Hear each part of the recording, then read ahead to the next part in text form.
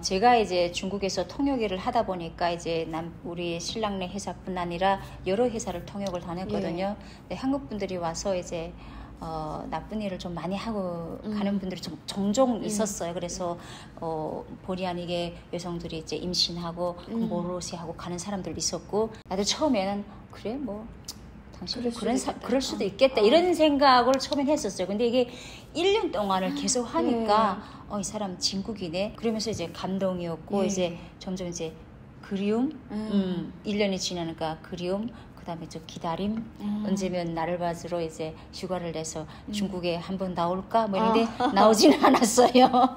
그냥 이제 중국에서 국제결혼 수속을 하면서 이제 처음에 서류를 넣었었는데 영사관에였는데 이제 진실성이 없다고 이제 부결을 맞았어요. 왜냐하면 국제결혼인데 사실은 우리는 그 무슨 여행사 이런 도움이 아니고 우리 스스로가 이제 다 이렇게 서류를 만들다 보니까, 원래 국제결혼은 중국에 와서 결혼 이렇게 했다는 결혼 사진을 있어요? 찍고 이런 게 있어야 되는데 그게 없었단 말이니까 이제 진실성이 없다고 이제 그거 부결을 맞았어요. 근데 이제 국제결혼은 이제 중국에서 바로 되는 게 아니고 4개월 지나서 다시 재심사를 해요. 근데 이제 어떻게 연주를 알아보다니까 이제 남편의 이제 먼 친척 되는 분이 그때 이제 심양 영사관에 있다가 상해 영사관으로 옮겨가신 지 불과 몇 개월밖에 안 됐을 때였어요. 근데 이분한테 얘기를 했으면 4개월 전에 됐을 거를. 그러니까. 그래서 이제 그분이 이제 도움을 받아서 이제 언제 이렇게 서류가 들어가니까 해주라고 그래서 이제. 근데 또 그것도 궁금해요. 남편분은 뭐 그렇다 치어도 그 남편분 쪽에 가족 있잖아요, 시대에. 그쪽에는 조선족이라고 하셨어요? 아니면은 북한에서 왔다고 얘기했어요? 처음에는 이제 남편들 그거 자기 가족들의 반응을 잘 모르니까 그렇죠. 허락받아야 되는데 중국에서 자기 일하다 왔으니까. 근데 이제 3년 되는데 이제 장가를 가라고 자꾸 결혼을 하라고 집에서 명절 때마다 부추기는데 안 가겠다 그러고 자꾸 여자는 있다 그러는데 3년 되도록 여자는 안 보여주지. 유령이야.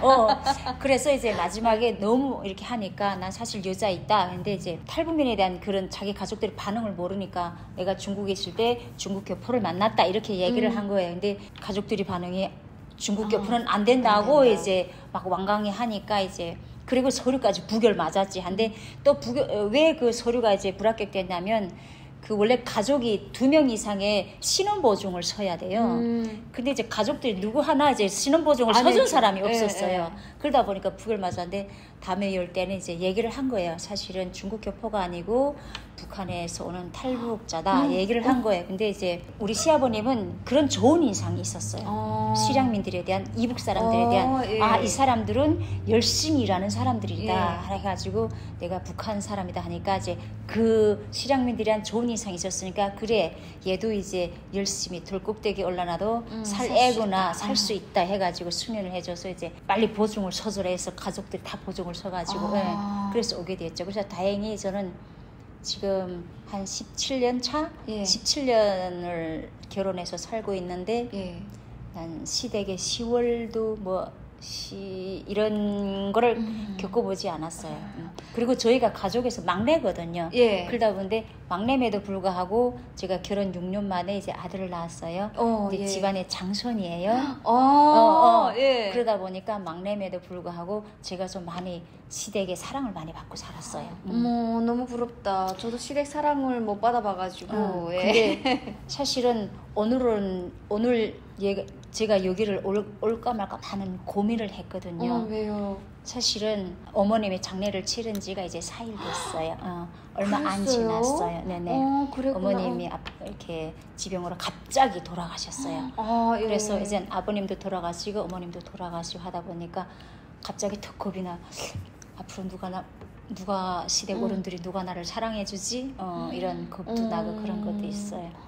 너무 저 지금 알았어요. 말씀해 주시지. 근데 그래도 약속을 했으니까 시청자와의 약속이잖아요. 우리 한유미스와의 약속도 있기도 하지만 이 TV에 제가 출연하기로 했기 때문에 시청자들과 약속이었기 때문에 나왔어요. 너무 감사해요. 어쨌든 제가 요리를 그렇게 막 요리사가 하는 것처럼 잘 하진 않지만 먹을만 하긴 합니다. 그래도 17년 되지만 저는 내 손으로 한 번도 김치를 담가본 적이 없어요. 시댁에서 고모들이 신우들이 예. 신우님들이 그리고 이제 어머니가 저 돌아가셨지만은 돌아가시기 전까지도 그 전에 김장김치도 다 어머니가 담궈서 보내주시고 하다 보니까 사랑을 많이 받으셨네요. 네네네.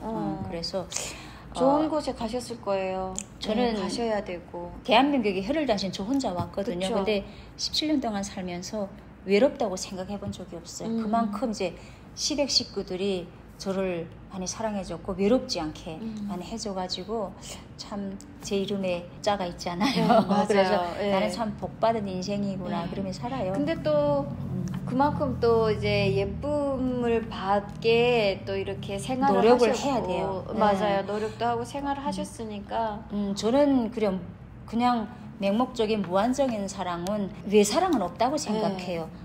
조금 내가 좀 극단적인지 그런 생각인지 모르겠지만 모든 건 다 기브 앤 테이크거든요. 맞아요. 내가 하는 것만큼 네. 그리고 상대방이 잘해주는 것만큼 나도 그 사람에게 잘해주려고 노력한단 말이죠. 그러니까 나도 또 대한민국 와서 열심히 살았고 그래서 맞아요. 저도 공감해요. 저는 시부모님이 있었으면 좋겠어요. 저는 외가가 없잖아요. 그쵸. 친정이 없다 보니까 이제 명절이든 시댁에 무슨 대소사를 저는 시댁을 우선시하고 내려가니까 열일 제쳐놓고라도 네. 만약에 이제 공연하다 스케줄이 들어왔는데 시댁에 무슨 행사 있다면 좀 공연 제쳐놓고 가요. 가고 하다 보니까 저는 이제 전라도 순천이 사실은 멀어요. 근데 어디가 갈 데가 없으니까 친정 엄마가 옆에 안겨서도 외롭지 않게끔 잘해주다 보니까 제가 시댁을 좀 많이 가서 대한민국은 이제 시댁을 자꾸 내려간다고 싸우는데 저는 남편하고 시댁에 가자고 싸워요. 저희 남편은 자기가 운전을 해야 되니까 멀다고 안 내려가겠다 그러거든요. 그래서 그럼 나 혼자 갈래요? 그러면 저희 남편이 아니 나도 안 가는 우리 집을 당신이 왜 자꾸 가는데? 그러는 거예요. 그래서 내가 아니 그럼 대한민국 시댁은 남편이 안 가면 못 가는 것이냐고. 그래서 가끔 다툴 때가 있고 그럼 나 한 차례도 갈래? 그러면 내가 아들을 데리고 가요. 그러다 보니까 그냥 그렇게 막 어머님 그럼 이것보다도 아무 말 안 해도 자주 찾아가면 어르신들은 좋아해요. 그리고 이제 제가 이제 처음에는 요리를 좀 하려고 했어요. 부모님들한테. 근데 이제 이게 입맛에 잘 안 맞아요. 어르신들은 이제 나이가 드시면 강해져요, 맛이. 근데 저희는 이제 여기서 살다 보니까 싱겁고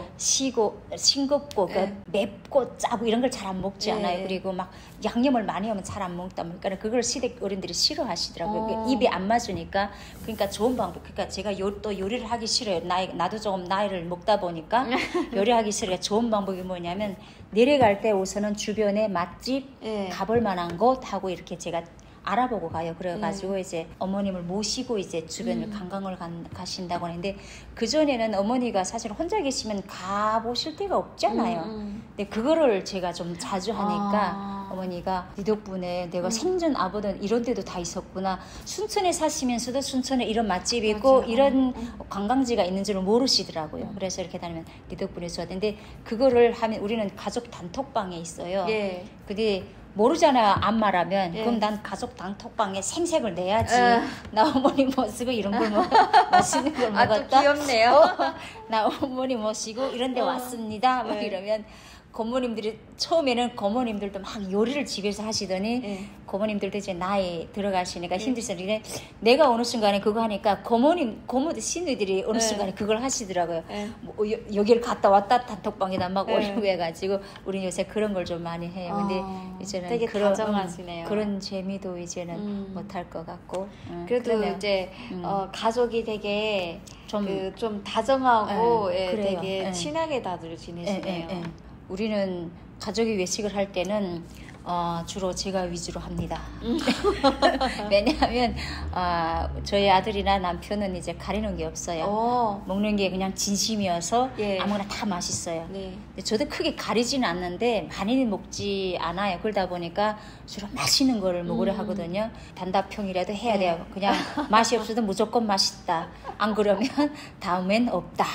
강제적으로. 강제적으로 독재가 필요합니다. 가족에도.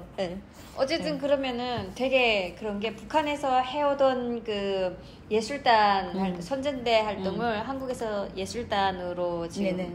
활동하고 있고 그 다음에 또 중국에서 또 통역사로 일했었는데 한국에서도 간혹 통역사로도 일을 하고 계시죠.